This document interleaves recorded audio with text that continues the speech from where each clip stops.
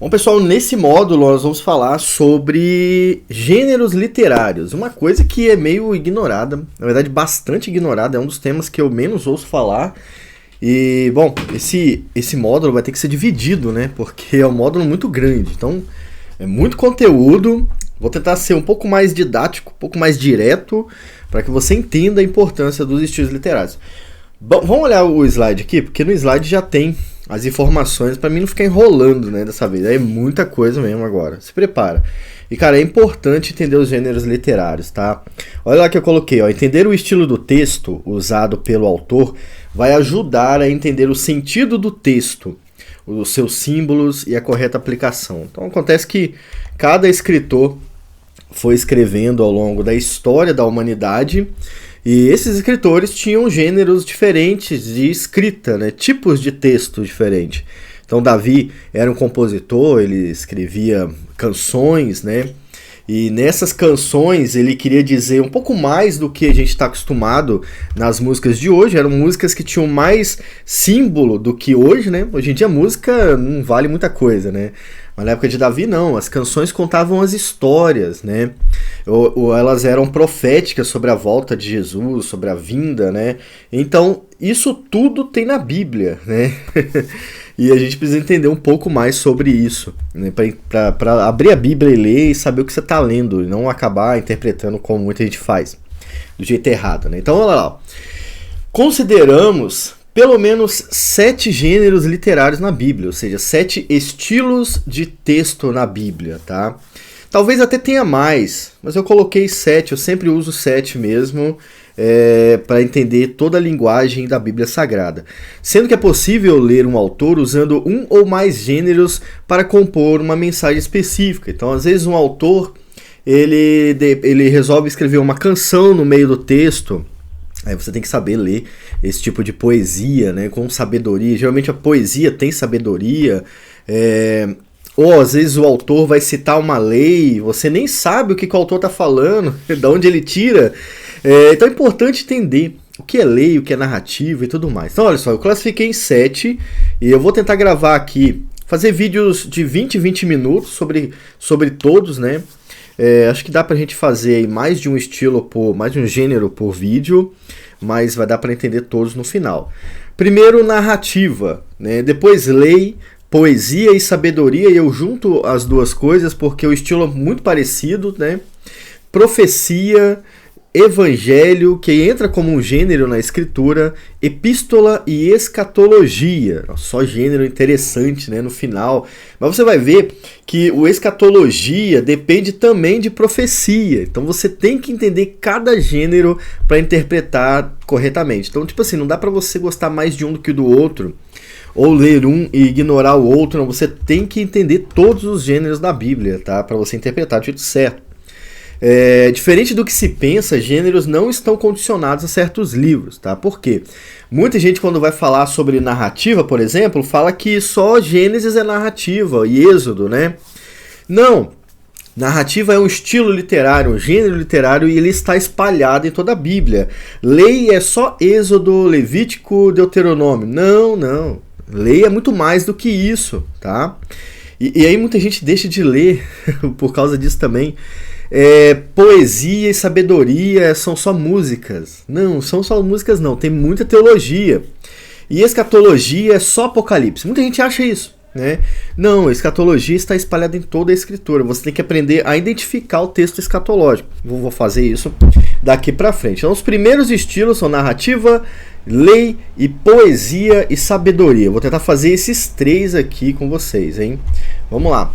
Primeiro, narrativa, acho que é o mais óbvio, né? O mais simples e que exige menos explicação. O que é uma narrativa? Narrativa é a ação, o processo ou o efeito de narrar alguma coisa. Então, toda vez que o autor do texto bíblico está narrando uma coisa ou história de alguém, esse texto é o estilo narrativa, sabe? É o gênero literário dele. E por que é importante identificar o gênero narrativa? Porque ele vai contar uma história real do povo de Deus, ou seja lá de quem ele está contando, mas sempre uma história real. Não é uma história simbólica, ela é literal. E a narrativa tanto em Êxodo como em Salmo, por exemplo, né? Toda vez que o autor começa a contar, ele está usando esse gênero. Por exemplo, Moisés narrando a visão no deserto. E apareceu-lhe o anjo do Senhor em uma chama de fogo no meio de uma sarça. Tá vendo que ele está narrando um acontecimento? Isso não é simbólico, isso é um acontecimento, tá? E olhou, e eis que a sarça ardia no fogo, e a sarça não se consumia. Simples, narrativa. Dá para tirar aplicações da narrativa? Dá. Só não dá para achar que a narrativa é simbólica, tá? A narrativa é literal. Então, quando Moisés estava no deserto, ele viu realmente uma planta pegando fogo que não se apagava. O fogo da planta não queimava a planta e o fogo era real, entende? Como é que isso é possível, Devaí? Como é possível? Para Deus tudo é possível. Então, ele mostra isso na prática, entende? O poder de Deus não está condicionado à Bíblia, entende? Ele é visto. Moisés viu isso acontecendo. Mas uma narrativa real, né? Literal do que Moisés viu. Agora o salmista, lá em Salmo 73, ele vai narrar parte da sua história. É uma música? Pode ser uma música, um poema, qualquer um que seja, mas ele começa a narrar a história de alguém. Tá? Olha como é que está o texto. Verdadeiramente bom é Deus para com Israel. Você tem que entender que geralmente em poesia e música e sabedoria, geralmente nesse gênero literário, a conclusão do texto é colocada no início do texto. Tá? Então olha só, o versículo 1 de Salmo 73, ele já traz a conclusão. Isso acontece muito no texto bíblico, tá? Por isso você tem que entender aqui, ó, poxa, mas ele já está concluindo alguma coisa. Depois ele vai explicar como ele chegou na conclusão, entende? É como se no início do nosso curso eu falasse assim, você vai aprender tudo sobre interpretação da Bíblia agora. Foi a conclusão. É como assim? Você nem sabe o que vai acontecer? Calma, eu vou explicar daqui pra frente. É isso que tem muito no texto bíblico, tá? Quanto a mim, olha aqui, ó. Quanto a mim, ele vai começar a narrar alguma coisa. Os meus pés quase se desviaram. Pouco faltou para que escorregassem os meus passos. Tá vendo o que ele tá falando? Olha, em algum momento da história desse escritor, ele passou por um problema, onde ele quase caiu. Caiu em quê? Né? Se desviaram de quê? Ele vai contar ao longo da narrativa o que aconteceu para ele chegar nessa conclusão. Mas aí ele está até contando no último versículo, né? Pois eu tinha inveja dos nécios, dos tolos, né? Quando via a prosperidade dos ímpios. Então ele está contando essa história, entende? Uma narrativa dentro de um salmo. Muito bonito, né? Agora, o desejo que você vai ter agora é de voltar em Salmo e ler tudo de novo, né? Do jeito certo agora. Poxa, o que Davi está contando aqui sobre a história? Tem algum ensino sobre a história? É isso mesmo. Nas poesias tem narrativa também. Uma poesia, não, tem sabedoria que sempre vem na minha mente, porque eu acho que foi o primeiro sermão que eu preguei. Ele é de Provérbios 7. Em Provérbios 7, o sábio narra a história de um tolo que se apaixona por uma prostituta, né? Uma prostituta porque uma adúltera, né? Era prostituta também, porque ela saiu em busca de um homem assim que o marido dela saiu e tudo mais. Então olha só, uma narrativa, ele está contando uma história. No meio dessa história, ele está trazendo toda a sabedoria de Deus aplicada naquele contexto. Então, olha, caracas, isso é muita coisa do texto bíblico. Você achando que era só ler e ir embora? Não, tem que pensar. Eu fico muito feliz quando eu vejo isso, cara. Ainda fico feliz quando eu falo sobre isso. Caramba, é isso a leitura imersiva, né? Então, olha só. Tem dois problemas na narrativa que você tem que prestar atenção para não fazer errado. Já falei aqui, mas vou repetir. Primeiro, a literalidade do texto. É claro que num texto de sabedoria, como eu citei Provérbios 7, ali é uma parábola, onde o autor narra a história fictícia de alguém. Poderia ser muito bem a sua própria história, né? Mas o texto não fala isso, ele deixa claro que é uma parábola. Mas ele está narrando. E é algo que pode acontecer literal, e acontecia de forma literal. Porque pensa comigo, o autor não conseguiria inventar uma história de algo que não existe, né? Você não consegue inventar uma história com base em algo que nunca existiu, você nunca viu em nenhum lugar. Então, provavelmente aquilo que ele fala em Provérbios 7 era literal. Não com ele, mas era literal de alguma maneira. Mas em textos de narrativa, puramente narrativa, Você tem que entender que é literal. Então, o povo atravessou o Mar Vermelho? Sim, atravessou o Mar Vermelho. Ah, mas foi simbólico que as águas partiram. Não, não foi simbólico, porque o texto é um texto de narrativa, é literal, tá bom? Você tem que entender também que às vezes textos de profecia criam narrativas proféticas. Narrativas proféticas, elas são recheadas de símbolos, tá? Então você não pode interpretar de forma literal um texto de profecia sobre algo que vai acontecer e no contexto do texto, né? Tipo assim, Isaías profetizou que todo mundo receberia o dobro do que perdeu, né? Na prática isso não aconteceu, né? Nunca aconteceu, eles morreram e não receberam. Então aquele texto era uma narrativa profética sobre a vinda de Jesus, entende? Então textos de profecia, você tem que tomar mais cuidado com as narrativas. Às vezes eles estão falando sobre o futuro daquele povo. Literalmente aquilo não aconteceu, mas simbolicamente ou profeticamente aconteceu na vinda de Jesus, tá? Então, agora quando o texto é narrativa, puramente narrativa, como os evangelhos tem narrativa, algumas partes da profecia também tem narrativa, Salmos, como a gente viu aqui, né? Esses textos são literais, tá? Agora quando fala do futuro, aí você tem que entender que os autores colocavam símbolos propositalmente. Às vezes eles queriam falar mais do que estavam falando, por isso colocavam símbolos no texto, criando uma situação, né, profética sobre o que ia acontecer com o povo. Mas textos puramente narrativos são literais. Não caia no erro dos liberais achando que tem texto simbólico na narrativa, tá? Que tem eventos simbólicos. Não, são literais.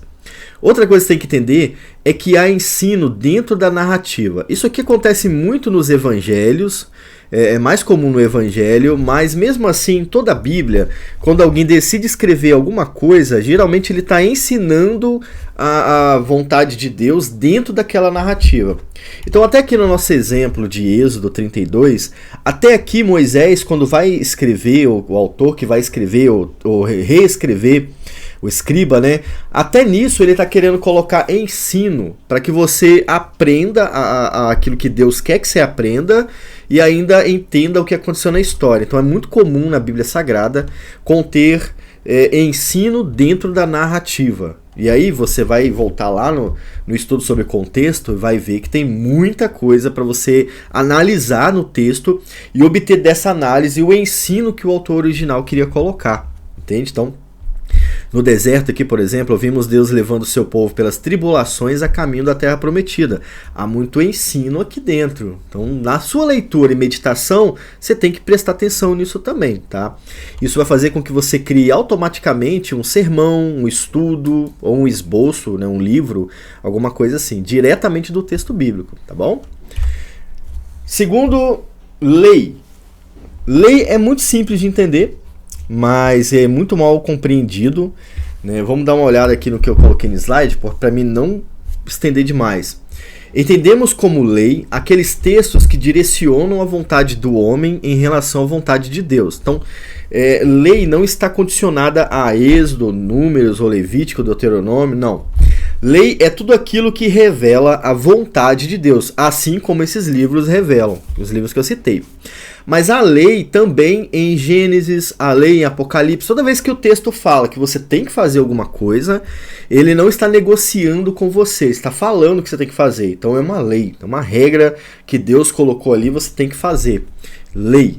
Entendeu? Você tem que achar esse tipo de texto em toda a Bíblia, porque é daí que você tira a parte prática do ensino. Entende? Você voltar lá no texto da travessia do Mar Vermelho e não entender o que tem de obediência ali, seja em seguir os passos de Moisés, seja em confiar em Deus, crer que Deus mesmo está libertando, isso tudo são leis, você tem que confiar, tem que ter fé, né? E isso está espalhado em toda a Escritura.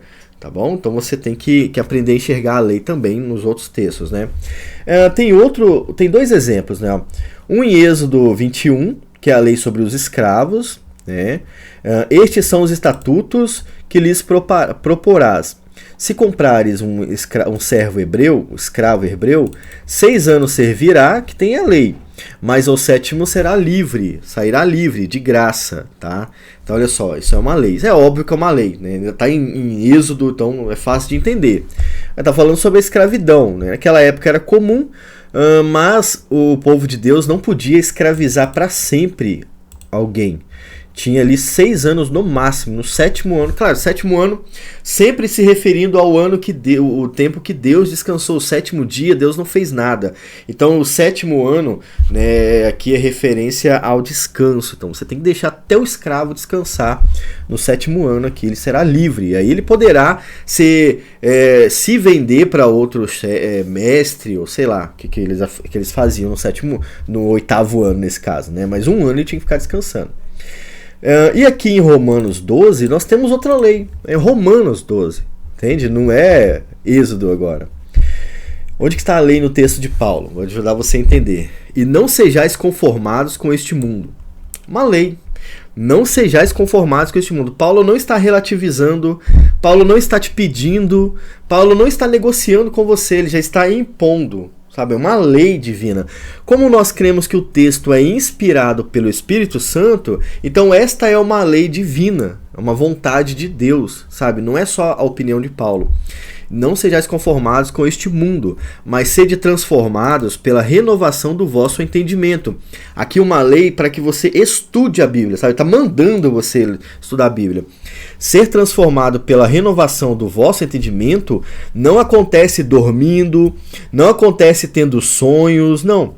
Acontece estudando, aprendendo e praticando. Aprendendo e praticando, entende? Então, uma lei, né? Aí no texto do Novo Testamento, uma carta do Novo Testamento. Tá vendo como é que funciona? É assim que se identifica a lei dentro do texto.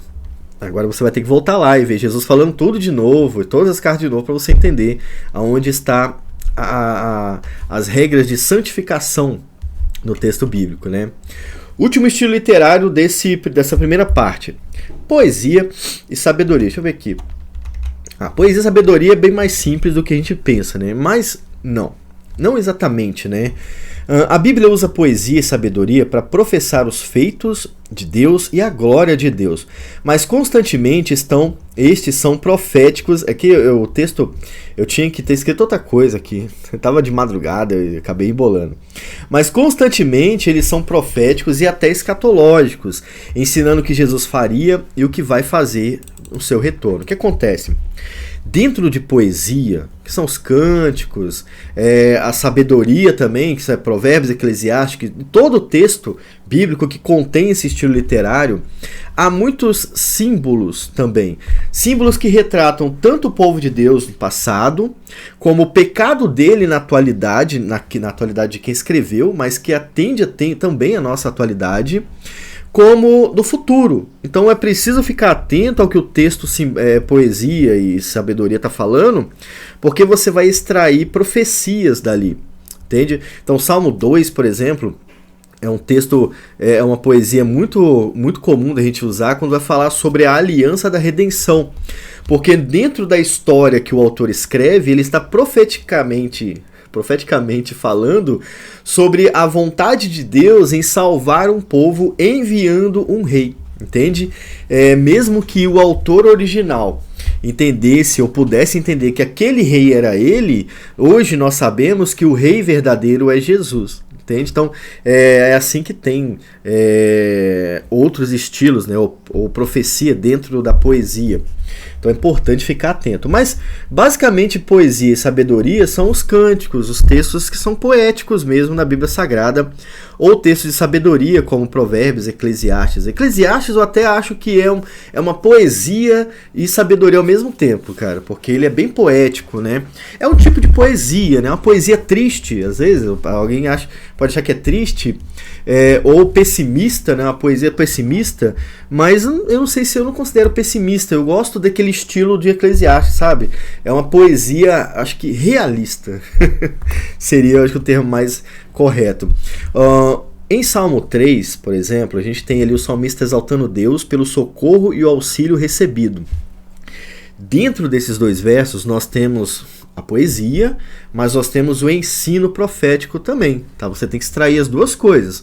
Porém tu, Senhor, és um escudo para mim, falando o que Deus representa para ele. E isso mostra a fé de quem está escrevendo. Deus é um escudo para mim, a minha glória e o que exalta a minha cabeça. É Deus quem ajudava o salmista, né? É ele que levantava o salmista quando ele estava abatido. E aí, essa é a conclusão do texto, como eu falei. Essa aqui já é a conclusão. Agora ele vai contar uma história, né? A narrativa. Com a minha voz eu clamei ao Senhor, e ouviu-me desde o seu santo monte. Tá vendo que é uma introdução, que é uma conclusão, e o conteúdo do texto tem muita sabedoria e poesia, tá? Em toda a Bíblia, não só em Salmo e Provérbios, né? Por exemplo, ó, lá em Deuteronômio 32, tem o Cântico de Moisés, né? Hoje é fácil de identificar porque na Bíblia às vezes já está escrito Cântico de Moisés, mas você tem que entender isso dentro do texto, de preferência sem olhar o nomezinho em cima, né, o subtítulo, que aí fica mais legal para você estudar. Mas olha lá, ó, vede agora, isso aqui é o finalzinho, vede agora que eu sou. É o Cântico de Moisés, mas aonde Deus, o ser de Deus está falando pelo Cântico de Moisés. Sabe, é uma poesia profética, né, e com muito conteúdo. Eu sou, e mais nenhum Deus há além de mim. Eu mato, eu faço viver, eu firo e eu saro, e ninguém há que escape da minha mão. Quanto conteúdo tem em 2 versos, e eu nem li tudo. Porque levantarei a minha mão aos céus e direi, eu vivo para sempre. É praticamente uma aula sobre o ser de Deus e os seus atributos, entende? Num texto de poesia. Se você, às vezes, segue a manada, né, e acaba lendo isso aqui como um poema, e só aproveita a beleza do texto, se você faz isso, você acaba perdendo a oportunidade de estudar teologia com o próprio Deus, sabe? É Deus falando sobre ele. Ele é o cara que mata e que faz viver. É Deus, né? Olha só o poder que ele tem. Entende? Aqui em nenhum momento o texto fala que Deus depende do livre-arbítrio de alguém, por exemplo, né? Como é uma linha doutrinária complicada, né? Mas o texto é que está informando, e é esse o melhor jeito de fazer teologia, tá? Quando você estuda diretamente do texto. Bom, são 2 exemplos aqui de muitos que vocês vão encontrar na Bíblia de poesia. Antes de entrar em profecia, a gente vai falar sobre algumas coisas. Eu acho que vai ter um módulo só sobre profecia para ficar melhor, mas você vai ver o resultado final no próximo vídeo, né, na próxima aula. Falou? Te espero lá daqui a pouquinho.